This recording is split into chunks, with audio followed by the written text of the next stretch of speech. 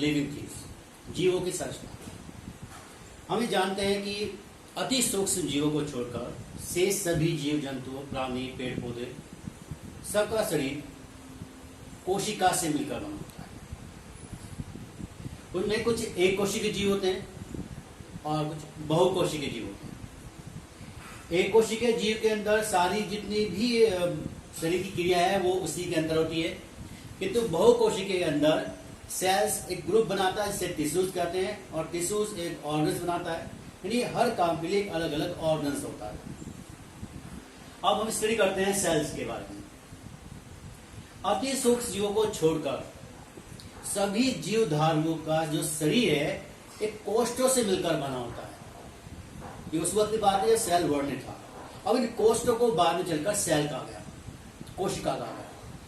कोशिका जो है वो संरचनात्मक और क्रियात्मक इकाई होती है, यानी हमारी बॉडी का जो संरचना होती है वो भी सेल के द्वारा, और जितनी भी फंक्शन होते हैं सब सेल के द्वारा होते हैं। अब सेल के बारे में कुछ वैज्ञानिकों ने अपने अपने मकसद रखे और उनकी खोज कैसे हुई। तो कोशिका, रॉबर्ट हुक ने सबसे पहले जो कॉक होता है बोतल के ऊपर उसको काटा, उसमें सेल को देखा। उन्होंने कहा था कि ये एक मधुमक्खी के छत्ते के समान कुछ कोष्ठ होते हैं, इन कोष्ठों को सेल कहा गया था, और ये एक मृत कोशिका थी। तो रॉबर्ट हुक ने कोशिश देखी, मृत कोशिका देखी। उसको ल्यूवेनहॉक्स ने सन 1674 में पहली बार लिविंग सेल्स को देखा, यानी प्याज की जो ऊपर की लेयर होती है उसमें सेल को देखा।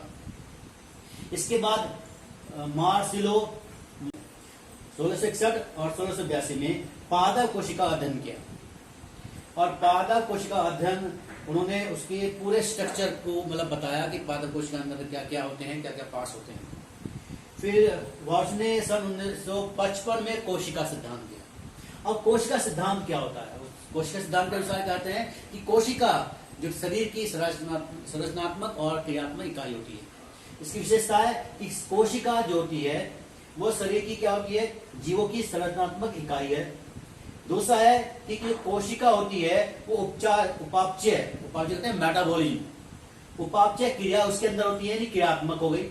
साथ ही आनुवंशिक, एक पीढ़ी के लक्षण दूसरी पीढ़ी में जाते हैं वो कोशिका के अंदर उपस्थित गुणसूत्रों के द्वारा ही जाते हैं, जो डीएनए हम पढ़ते हैं।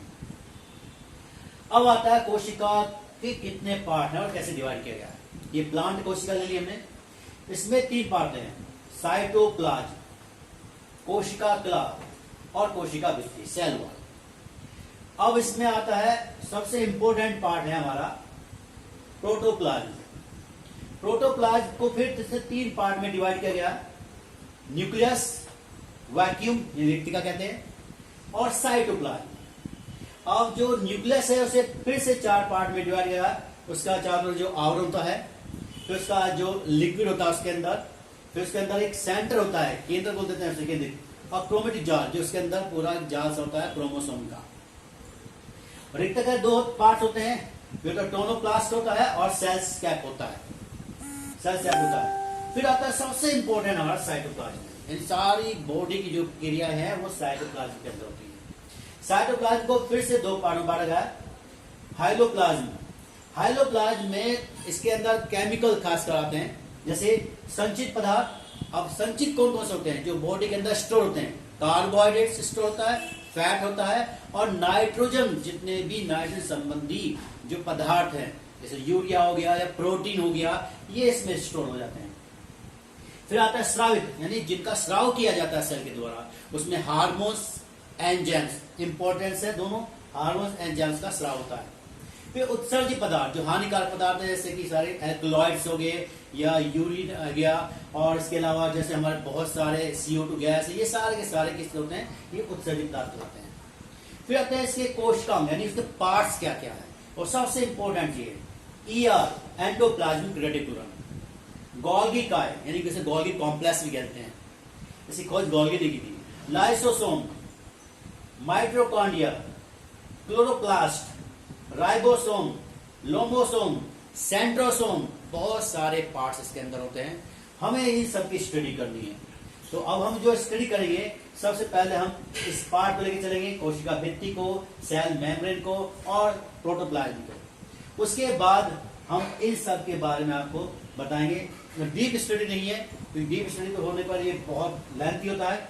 आपको जो डीएल में विशेष करके जो टॉपिक है उसके अकॉर्डिंग आपको पढ़ाया जाएगा।